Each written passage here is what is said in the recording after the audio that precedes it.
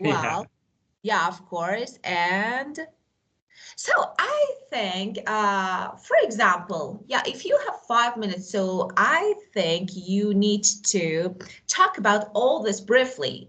So because Yeah. actually your maybe your presentation should include all these parts, but Mm. briefly. Like for example, your personality, interest, values, and workplace.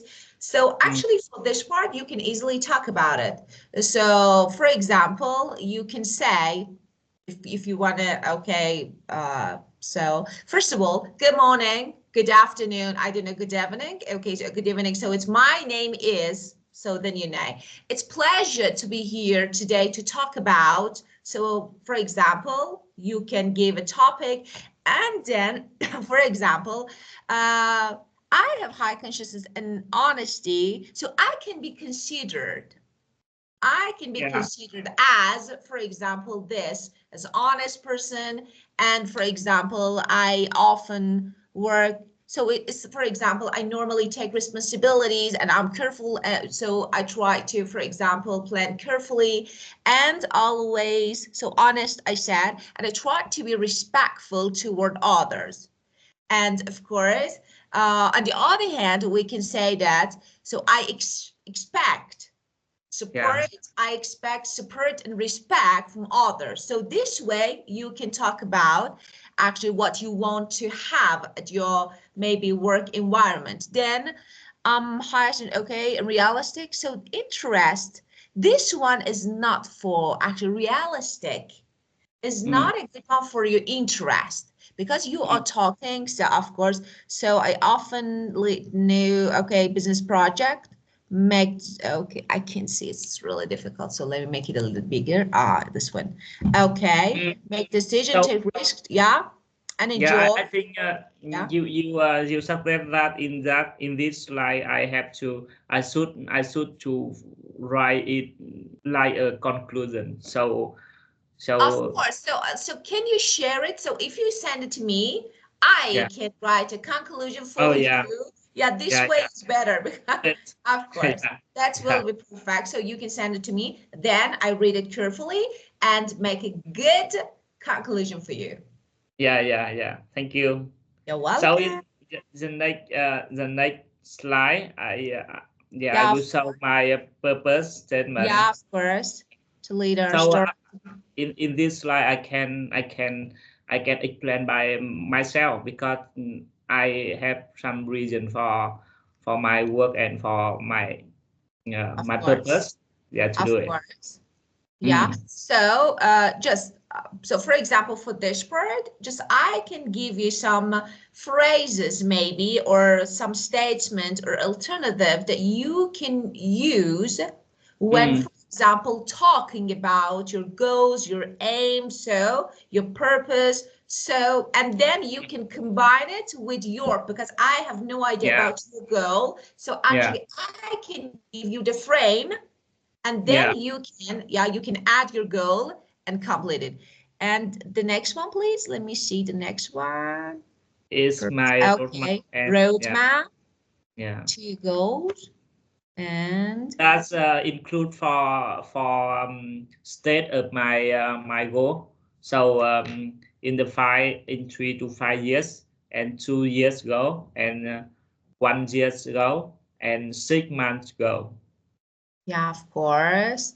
How Yeah, will I and do it? How will I do it? Yeah, of course. Yeah, and exam. finally, the last slide, the key relationship. I will show my Of, partner and the key I have to keep connect and work each other. of course, I can Yeah. see partner with a business strategy consulting firm. Okay, that's good. And the next one. Yeah. This one is the last. Okay, And thank you. yeah. And yeah, of course. Okay, well, so just, uh, yeah. So please send it, Scott, Yeah. to me so I can, of course, I can check and then I can write a good conclusion for it. Yeah. So So I need so to I think summarize you because I you need should to summarize all this yeah. information. So I need Yeah. to Yeah. summarize them. Yeah, but I cannot edit my presentation file because I have submit to a You don't professor. need to. Yeah, You don't need to. Just, yeah, you have this, but yeah, when talking, so when yeah, yeah, talking, of course, you don't read from your presentation. You yes, show the slide and then you talk. I want yeah, to give you actual speech.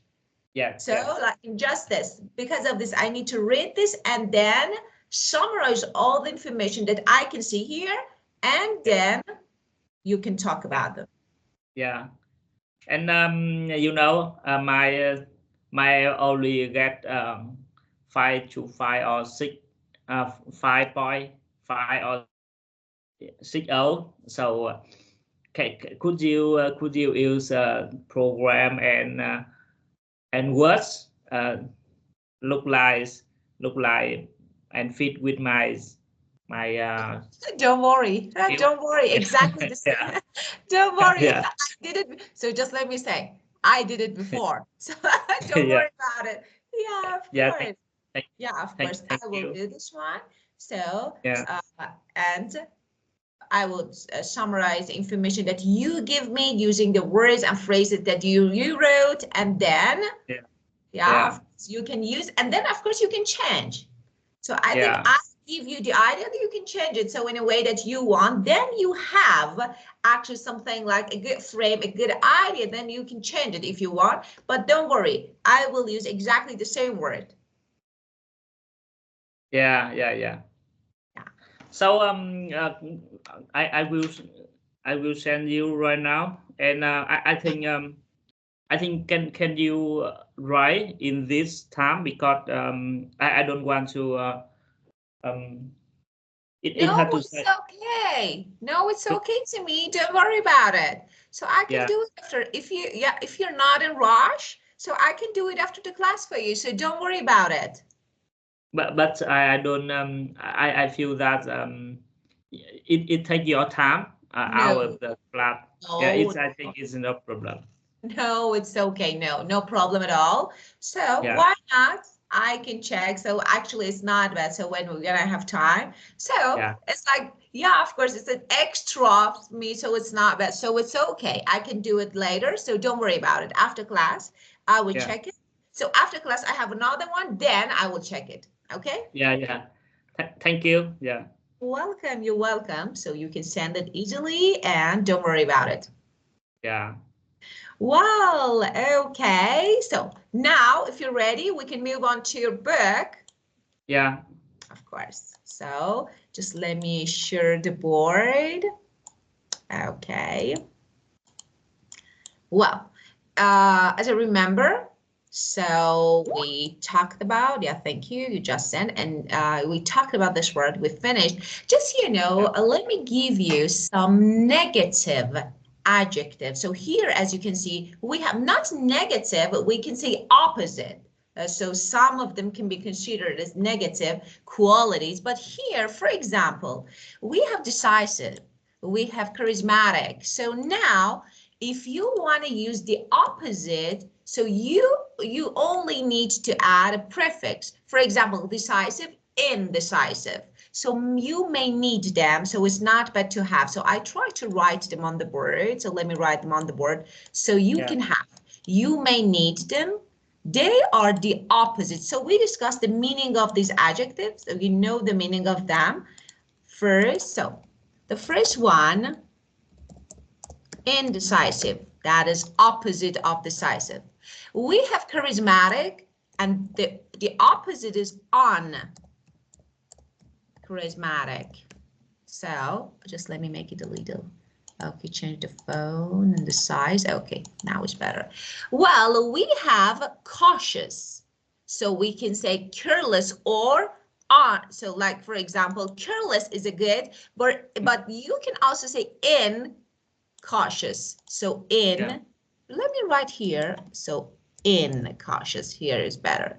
yeah, And we have aggressive. So that is on aggressive. And mm, we have this one, magnetic. So it's better to say unattractive. mm, attractive is a good Yeah. opposite for this one. Informal, you know that as formal. And so, for example, about passionate. So when you are really passionate about something, you like something. So it shows you like. So like, I don't know, I'm so, you can say adventurous, again, on, prefix on can be used. Energetic, yeah. So again, on, energetic, or lazy. So you can say lazy. And accessible, inaccessible. Thoughtful, thoughtless. Thoughtless. And flexible, inflexible. Persuasive, unpersuasive. And motivating, demotivating. And open, you know that is close. Like, for example, you're close-minded, close. And opportunistic, no. And this one, impulsive, so you can consider it as cautious. So for example, like, cautious can be the opposite for it. So impulsive, cautious, so these two. And justice. And the rest of them, for example, ruthless, so you know this. So I'm not going to talk about this. Okay, justice. Now you know the opposite of these adjectives. Let's keep going with these three actually commentators, so that actually some people thought about leadership, and then let's see if you agree. Well, the first one, leadership is not magnetic personality. That can just as well be a glib talk. So let's see this one. Can just actually as well be a glib talk. What is the meaning of this? When actually the speaker is like, for example, when you, first of all, let me say about glib, fluent. So when you read something fluently, so you're glib speaker, so readily fluent. It's like, sometimes we can, it's a bit toutless, So this one we say, yeah, for example, glib talker, okay? And glib tongue would almost never be said to a person. Actually, it's mostly said about another person who is not present. So I don't use it for myself, about myself. So we can say that, for example, when things don't seem, I don't know, someone don't seem to take things seriously. So because of this, I said thoughtless. We say glib tongue. And if I want to give you, for example, a good synonym, some people are talkative, Yeah. Talkative, it means they talk, but they don't think. So we can say this way, when you don't take anything serious, you can say that, okay, and normally I use about you when you are not present. And it's not making friends and influencing people. That is a flattery. So what is the meaning of flattery? Like, when you praise someone, okay? So when you encourage someone, for example, because you want something from them. Yeah. So that is, yeah, of course. So that is flattery.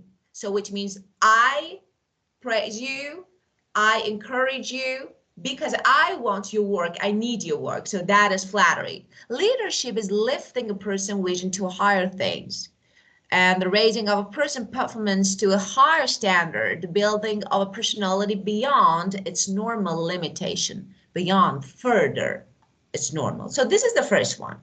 So, okay, it's not about attractive personality. It's not about, just talking smoothly, talk and talk. No, So it's not making friends, it's not influencing people. That is flattery. Praise people because what they do, because of, for example, their acts. A leader is best when people barely know he exists. Not so good when people obey and acclaim him, worth when they despise him, but of a good leader who talks little when his work is done, his aim fulfilled. They will say, we did it ourselves. So the first word that I want to discuss here, that is despise. Like, you know, to, I don't know, like dislike, like hate. And when you for example, despise something or someone, it means you strongly dislike. So dislike for something, or when you feel dislike. Yeah. Okay. And here, yeah, of course, that is really, a leader is best when people barely know, hardly know he exists. Not so good when people obey and acclaim. So it's not, I don't agree with this one actually. And the next one, just let me check if we have another. Okay. So it's like the opposite of, because, you know, the first one says that, okay, praise, this one, when people obey and acclaim him, like, for example, praise him. So it's the opposite. And a good leader who talks leader, okay, again, opposite. And Yeah. when he accomplishes something, he achieves, say, we did. Good leaders make people feel that they're at the heart of things, not at periphery. So what is the meaning of this? Not at periphery, outside the boundary of something. I'm in the center of something, and not, for example, outside waiting for you, just outside the boundary and waiting for you. So periphery, that, as I told you, means outside something, the boundary of something. And everyone feels he or she makes a difference actually to the success of the organization. When that happens, people feel centered, and that gives the work meaning. So another one. I do agree with this one. If there is a trait that does characterize leaders, it's opportunism. Leaders are people who seize opportunity and take risk. Leadership then seems to be a matter of a personality and character. So what is the meaning of seize? So when you, for example, take position of something. So especially take position here, who seize, who take opportunities, who use opportunities, and they take risk. So this way. Which one do you agree? I think Peter Drucker statement, I think, is the best, because leadership mean help other people elevate themselves. Yeah, not only look for leader step by step, or that mean they can build an autonomy team, and they can manage themselves to finish their work. Of course. Actually, I think the combination, maybe a part of this, a part of this. So actually the combination of all of them can be a good tip, maybe, or a good opinion about leadership. So yeah, we have something good here. But we have this one, for example, I definitely agree with this one. So when you are at the heart of something, you can feel it. Difficulties, problems, so you can see everything. But when you stay outside just to listen, you can experience what other experiences. So I think a leader should know, should be aware. And this one, taking risk, as we discussed before. So it's really important, as you said, using opportunities and taking risk. It's really important for actually a leader. Well, okay. Do you have any questions related to the words that we just read? I explained, but if you have any issues related to the meaning of them, you can just ask me. Yeah. So can you explain again about your size? About which one? Yeah. This Size. one, sees. Yeah. Sees. This is sees. See. You can read it. See. Let me say the Yeah. pronunciation is this. Sees. See. Of Yeah. course. And what is the meaning of this? It means to use opportunity.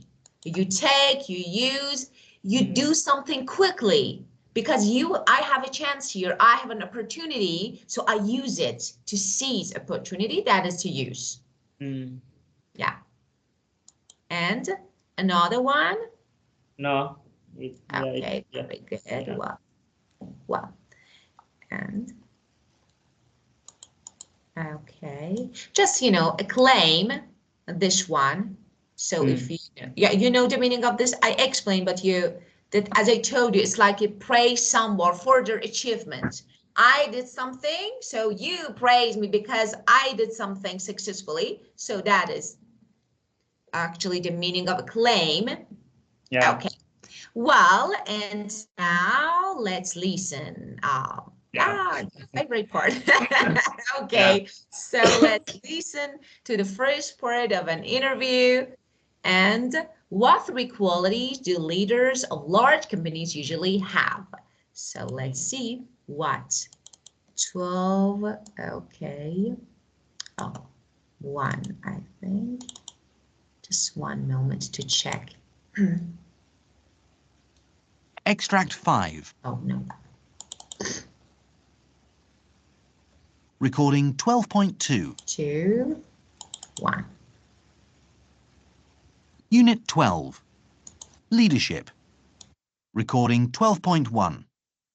What qualities are needed to run a large company effectively? The leader of a large company needs to do three things. Firstly, to create a picture of where the whole team is meant to be going. What is this journey, the change, and the way forward? And particularly, what is my role or your role going to be in that journey? Is inspiration, which is a very personal thing, but great leaders manage to inspire the people that they work with. And thirdly, because all businesses need to move forward and make money, momentum. They manage to create the momentum and make sure that people are moving forward with the various projects that are under their control. Well, first of all, let me write 3 words.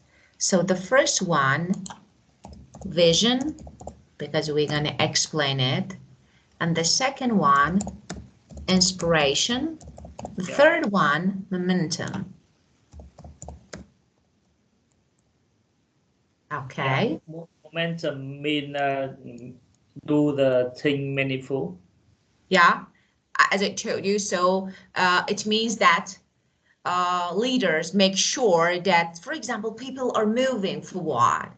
So of course, with different, I don't know, things, and for example, different projects. So that is the meaning of this. And if you want to know the meaning of this word, that is the meaning of this word. It's like speed of something. So I make you do something. I force you, I speed off, for example, something, emotion or movement.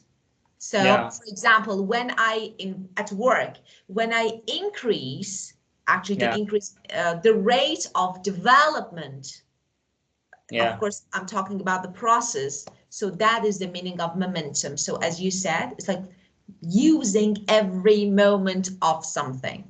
Well, so vision, inspiration, momentum. Okay, so could you explain these 3 words that were mentioned in listening? Remember?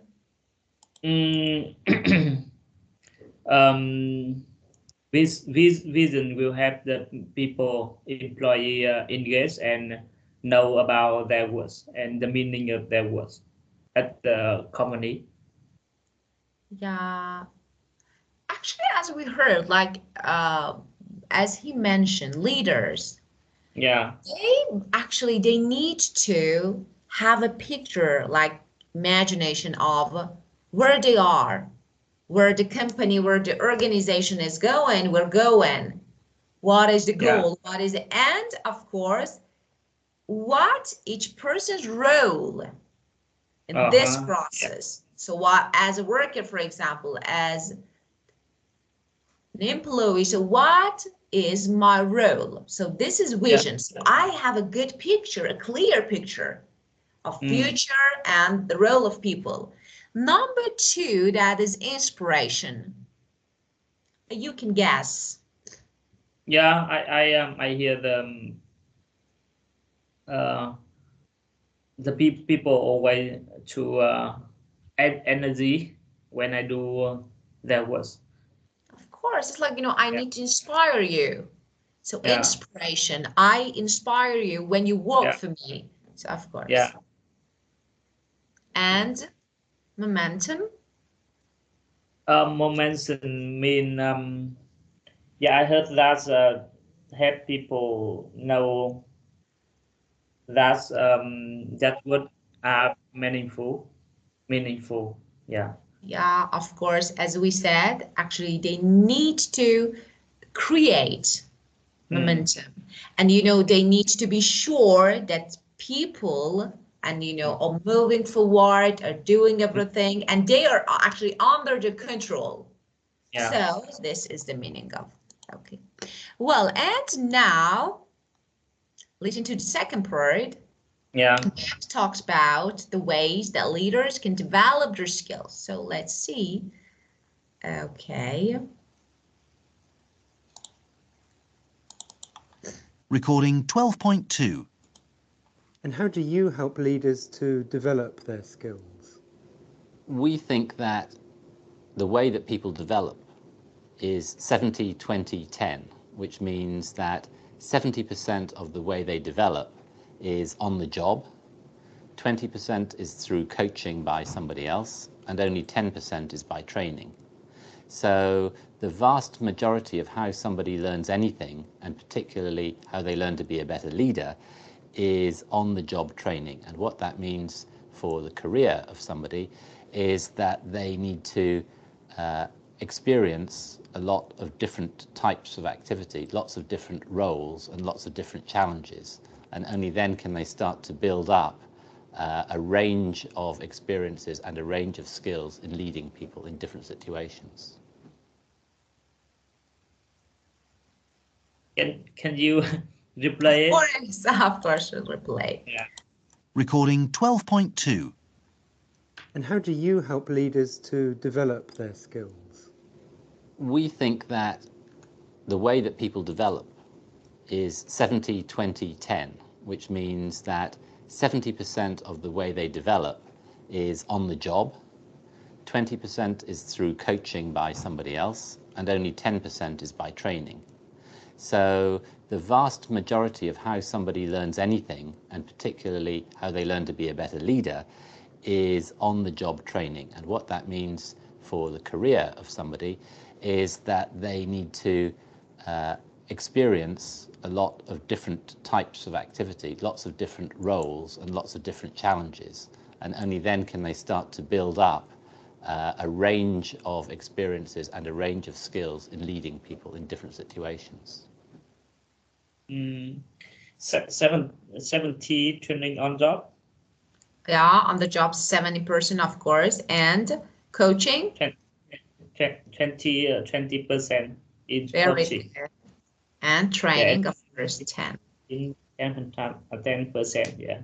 Yeah, and according to Max, what is the main way that companies develop leaders?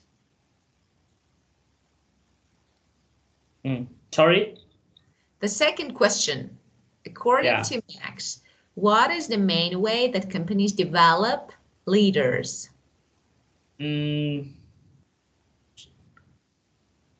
Training.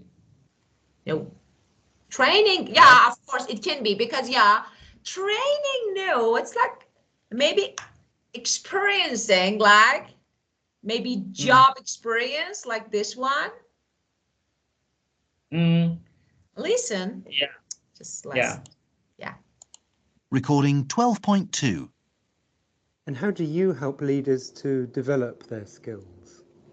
We think that the way that people develop is 70-20-10, which means that 70% of the way they develop is on the job, 20% is through coaching by somebody else, and only 10% is by training. So the vast majority of how somebody learns anything, and particularly how they learn to be a better leader, is on-the-job training. And what that means for the career of somebody. On the job experience training, of course, yes. Very good. And now listen to the third part of the interview. Max talks about 3 leaders that have influenced or impressed him. Make notes on what he says. Oh, so you tell me, so do you know these leaders? Of course, about Nelson Mandela, so everyone knows, and Winston Churchill, Bernie Ellis. So do you know them? Yeah. Do you know them? Okay, so let's listen. Recording 12.3. Which leaders have influenced or impressed you? This is always a very difficult question because the people who have influenced me may be people that nobody else has ever heard of. So whenever I am asked this question, I always have to give the examples of very famous people. But unfortunately, these are people that I haven't personally worked with. So there is a bit of a problem always with this question. However, Nelson Mandela is someone who has always impressed me. In addition to the vision and inspiration and momentum that we mentioned earlier, he also has some magical charisma, even via the television screen, and is clearly able to move people to action. The second would be Winston Churchill, because I think he's a very interesting example of somebody who was a very good leader for one era in England, Britain's history, although he was not seen to be a very good leader at a different era. So I think he's a good example of a man who was good for one time but not for another. And then I have Bernie Ellis, who was a postman, who coached our rowing boat when I was at university. Nobody else will have heard of him except the 8 people in the boat. But he was a brilliant leader because he was very down to earth and he managed to inspire us to row very fast. So, okay, so so Nelson Mandela. So what did you hear about him? So tell me. The Nelson Mandela always vision and mention him something.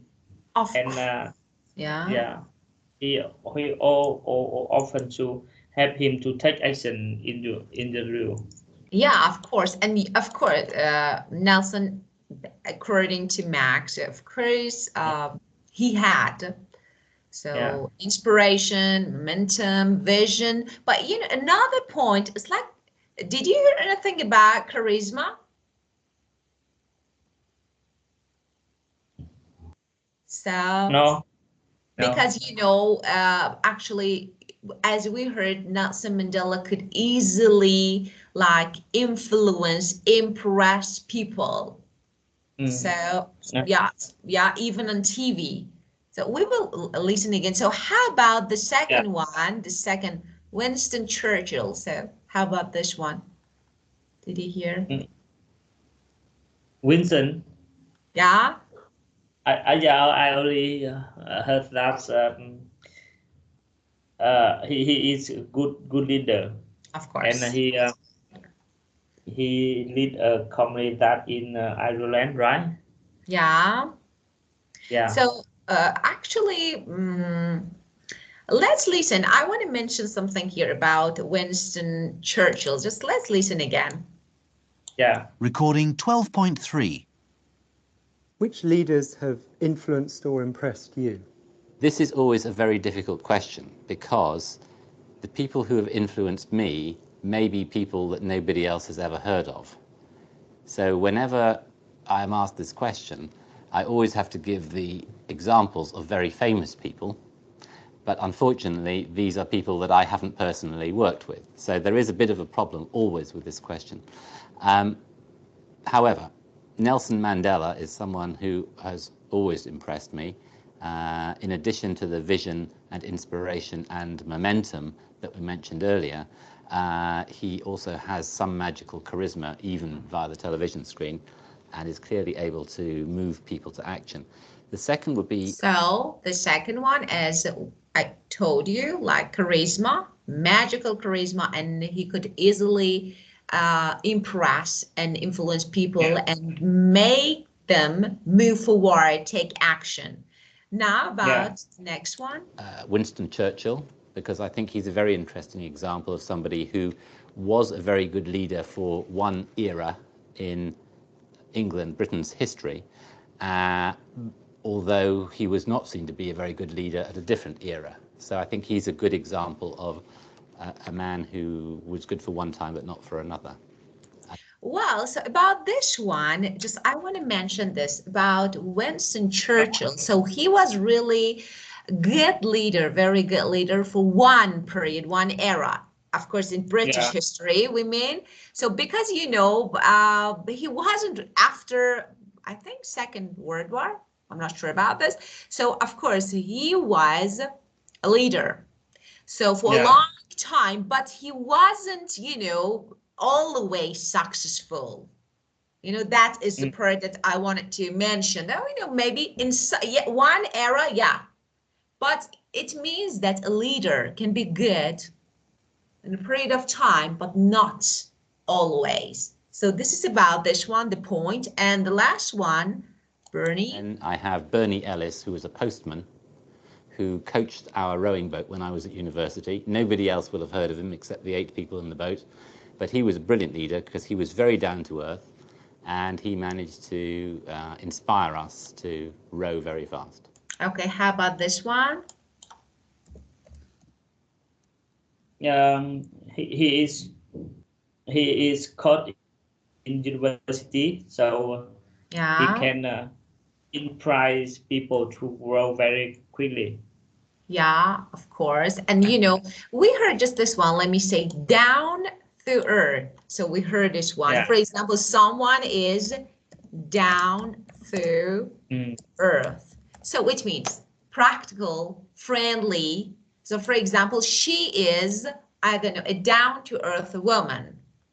So that is the meaning of realistic, like for example, friendly, so all them. So if you describe someone as, for example, down to earth, it means realistic. So, and of course, friendly. Well, and now let's keep going. We have a reading. So, IKEA, they say IKEA, but we say IKEA, of course. This is not, actually, this is not our choice. This is my country, IKEA. So what do you say? IKEA or IKEA? In the US, we say IKEA. IKEA, of course. Oh, so you say, you say Vietnamese people always to talk like IKEA. They use IKEA. And you know that is correct because you know that actually the country origin is IKEA, but in the US we say IKEA. So sorry, we say IKEA. Okay, the both that holds the IKEA empire together. So really, what is? First of all, tell me if this brand is popular in your country. Not really, but some people they want to build the furniture by themselves. They want to order to do it at their home. Yeah, of course, but it's really good. Actually, I like this brand. Well, let's read. Okay, by Christopher Brown. So, Ingvar Kamprad is no ordinary multi-billionaire. The founder of the IKEA furniture empire travels economy class drives a 10-year-old Volvo and buys his fruit and vegetables in the afternoons when prices are often cheaper. Ask him about the luxurious in his life, and he says, from time to time I like to buy a nice t-shirt and cravat and eat Swedish caviar. Mr. Kamprad is one of Europe's greatest post-war entrepreneurs. What began as a mail-order business in 1943 has grown into an international retailing phenomenon across 31 countries with 70,000 employees. Sales have risen every single year. The IKEA catalog is the world's biggest annual print run, an incredible 110 million copies a year. And Mr. Kamprad has grown extraordinarily rich. He's worth, $13.4 billion. That is 8.7 billion pounds, and is the 7th richest person in the world, according to the Forbes and the US magazine. The concept behind IKEA's amazing success is unbelievably simple. Make affordable, well-designed furniture available to masses. And then there is Mr. Kamprad himself, charismatic, humble, private. It is his idea and values that are at the core of IKEA's philosophy. Best known for his extremely modest lifestyle, he washes plastic cups to recycle them. He has just left his long-standing Swedish barber because he found one in Switzerland where he lives who charges only, that's really, for 6 pounds for a cut. That's a reasonable amount. He chuckles. That's really good. All IKEA's executives are aware of the value of cost consciousness. They are strongly discouraged from traveling first or business class. There is no better form of leadership than setting a good example. I could never accept that I should travel first class while my colleagues sit in tourist class, Mr. Kamprad says. As he walks around the grape store, he expresses that feeling of togetherness physically, clasping and hugging his employees. This is a very charismatic of Sweden. Call me Ingvar, he says to staff. The informality and lack of hierarchy are emphasized by his dress style, with an open neck shirt preferred to a tie. Mr. Kamprad has had both personal and business battles. He has fought against dyslexia and illness. One of Mr. Kamprad's charismatics is his obsessive attention to detail. When he visits the store, he talks not only to the managers, but also to the floor staff and customers. A recent visit to 6 off-grid Swedish stores has produced 100 details to discuss, he says. By his own reckoning, his greatest strength is choosing the right people to run his business. He is determined that the group will not go public because short-term shareholder demands conflict with long-term planning. I hate short-term decisions. If you want to take long-lasting decisions, it's very different to be on the stock exchange. When entering the Russian market, we had to decide to lose money for 10 years. Mr. Kamprad has been slowly withdrawing from the business since 1986 when he stepped down as a group president. He maintained that he's still too much involved and too many details, although he admits to a sting reluctance to withdraw altogether. The question is, can there be an eternal IKEA without Mr. Kamprad? Does the group depend too much on its founder? Will the empire continue as control of IKEA gradually moves to Mr. Kamprad's 3 sons? That is really interesting. Yeah. Well, so actually we're going to talk about, because there are some words, but now we read this text about Mr. Kamprad, and you tell me what is the key actually maybe of his success. Maybe what is the secret according to the text?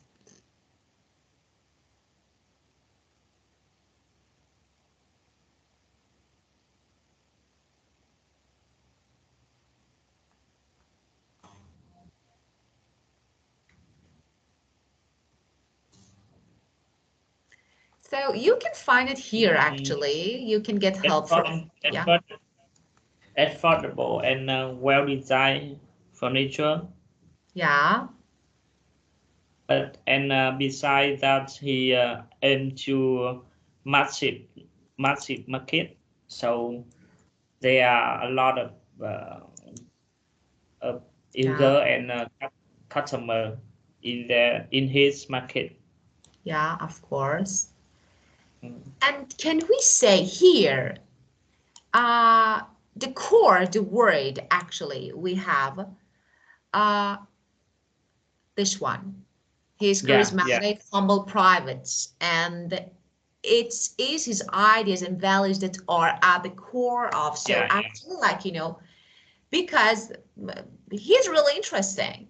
So when you are a multi-billionaire and you wait, for example, for afternoon grocery because they're cheaper, that is really interesting. And so it's like, so you know the value, and you know maybe the reason why so the prices in IKEA products are affordable. So I think most of people can afford. So because they are, as you can see, they are aware, cost consciousness is really important. They are conscious aware about price.